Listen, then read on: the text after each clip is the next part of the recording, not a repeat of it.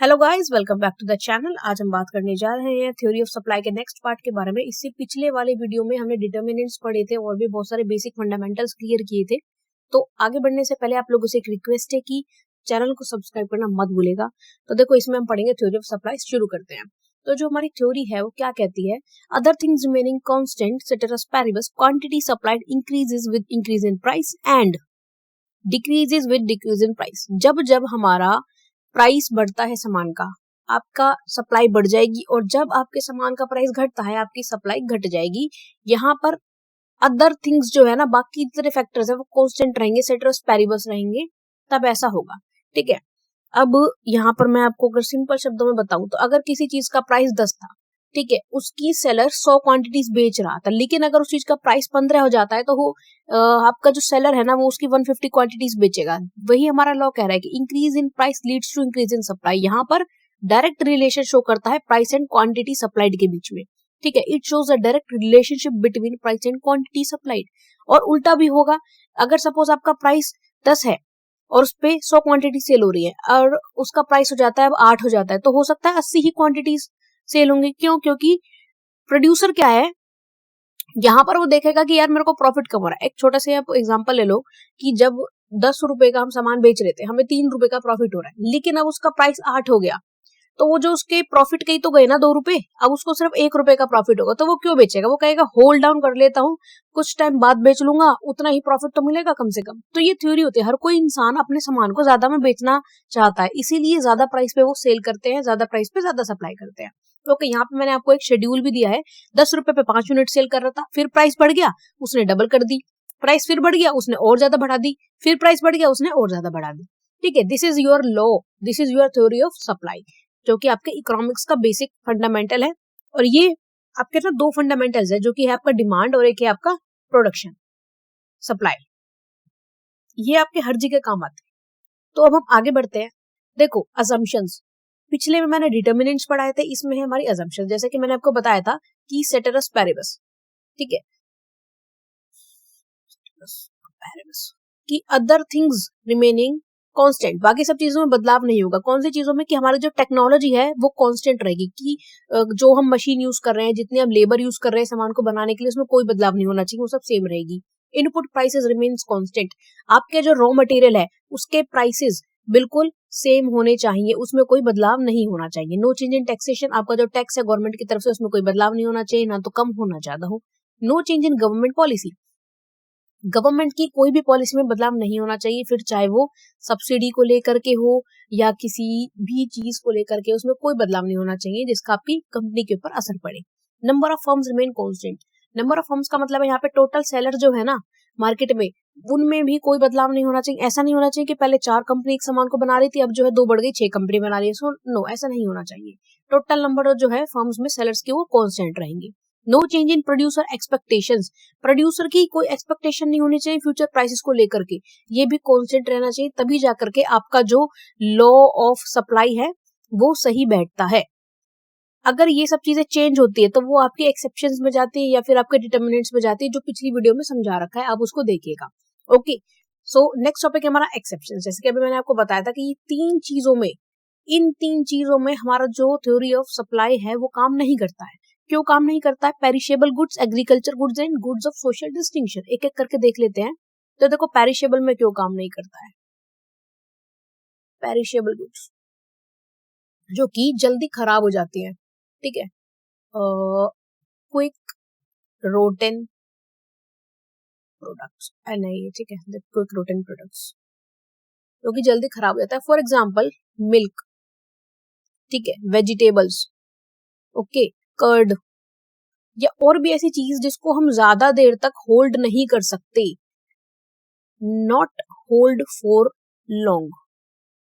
अब एक चीज बताइए, अब एक सपोज आधे किलो के दूध की थैली 30 रुपीज की है, ठीक है, अब बायर को सपोज पता है, उसको पता है कि आफ्टर 1 वीक यही दूध की थैली 50 रुपए में बिकेगी, लेकिन क्या वो 1 हफ्ते तक उसको होल्ड करके रख सकता है? इतने में तो दूध हर खराब हो जाएगा। तो उसको 30 रुपए में ही सारा स्टॉक जो है ना सोल्ड आउट करना पड़ेगा। ओके, तो यहाँ पे थ्योरी ऑफ सप्लाई काम नहीं करती है, यहाँ पे वो प्राइस बढ़ने का इंतजार नहीं करेगा। और तो और, अगर सपोज उसका एक्सपायरी डेट कल का ही है, ठीक है, उसका कल का एक्सपायरी डेट है, तो वो 28 रुपए में भी उसको बेच देगा। क्यों? क्योंकि उसका सारा सामान कल खराब हो जाएगा। तो इससे अच्छा है वो आज ही बेच करके जितने पैसे मिलते हैं उसे ले लो। यही कॉन्सेप्ट होता है आपका सप्लाई का। ओके, नेक्स्ट आता है आपका फिर वेजिटेबल्स के साथ। अब देखो वेजिटेबल्स में ले लेते हैं फॉर एग्जांपल शुगर केन, गन्ना। ठीक है, अब एक किसान ने 1000 क्विंटल गन्ना जो है फसल लगा दी है। अब फिलहाल जो है सपोज 1000 रुपए क्विंटल का रेट है, सपोज एग्जैक्ट नहीं, हम यहाँ पे अजम्पशन लेकर के चल रहे हैं कि 1000 रुपए पर क्विंटल का प्राइस चल रहा है, उसने 1000 क्विंटल का फसल अपना लगा रखा है। अब होता क्या है कि जब एक्चुअल में फसल रेडी होती है 3-4 महीने बाद, जब भी फसल रेडी होती है, रेट जो होता है ना 1800 क्विंटल हो जाता है। भाई 800 का प्रॉफिट हो रहा है, उसको 800 बढ़ गया। लेकिन आप मुझे ये बात बताओ कि क्या 1800 पे होने के बाद वो अपनी 1000 क्विंटल की फसल को 4000 क्विंटल कर सकता है? 4000 छोड़ो, 2000 क्विंटल भी नहीं कर सकता, 1500 क्विंटल भी नहीं कर सकता। तो वेजिटेबल्स में क्या होता है, हम जो प्रोडक्शन है ना उसी के अकॉर्डिंग सप्लाई करते हैं। प्रोडक्शन को सडनली नहीं बढ़ा सकते, सडन प्रोडक्शन नहीं बढ़ सकती। तो इसीलिए यहाँ पर सप्लाई का जो है ना कम काम करता है। हम इतना कर सकते हैं, 1000 क्विंटल है, हो सकता है अगर हमारी खेती अच्छी हो गई तो हो सकता है उसमें से 1100 क्विंटल बैठ जाए। ठीक है, लेकिन ऐसा तो नहीं है ना उसको 1100 का 1500 क्विंटल कर देंगे, 2000 क्विंटल कर देंगे, ऐसा नहीं होता। ओके, तो वेजिटेबल्स का ये सीन होता है, भाई जितना हमने बीज डालने हैं, जितनी फसल हुई है उतना तो सामान देंगे। अब 1000 क्विंटल छोड़ो, 4000 क्विंटल का रेट हो जाए तब भी हम नहीं बढ़ा सकते सप्लाई, क्योंकि उसको तैयार होने में कितना टाइम लगता है, कम से कम 3 to 4 मंथ्स। किसी भी मेरे हिसाब से छोटी से छोटी अगर कोई इजीली उगने वाली सब्जी होगी तो मेरे हिसाब से जितना मुझे नॉलेज है कम से कम 1.5 महीना तो लगता ही होगा, 1.5 मंथ्स बेयर मिनिमम लगता होगा। ओके, फिर नेक्स्ट आता है हमारा गुड्स ऑफ सोशल डिस्टिंक्शन। ठीक है, गुड्स ऑफ सोशल डिस्टिंक्शन, इसको कर देते हैं हम गुड्स ऑफ सोशल डिस्टिंक्शन। ठीक है, स्टेटस गुड्स जैसे कह सकते हैं हम तुम्हें, स्टेटस गुड्स, लग्जरी गुड्स। ठीक है, स्टेटस सिंबल जो होते हैं, या फिर एक्सक्लूसिव गुड्स। अब देखो एक हैंडबैग लॉन्च होता है, एलवी क्या करती है, एक बैग लॉन्च करती है, कितने का, 1 लाख रुपीस का। अब उसको पता है कि ये बैग एक्सक्लूसिव है और हम सप्लाई होल्ड अभी अगर कर दे तो ये बैग जो है हमारा 1,50,000 तक भी बिक जाएगा। लेकिन क्या वो एक्सक्लूसिव बैग है, सपोज उसने 10 प्रोड्यूस करे हैं, 1.5 लाख में वो क्या 30 प्रोड्यूस कर देगा? वो नहीं करेगा। क्यों? एक्सक्लूसिविटी के लिए।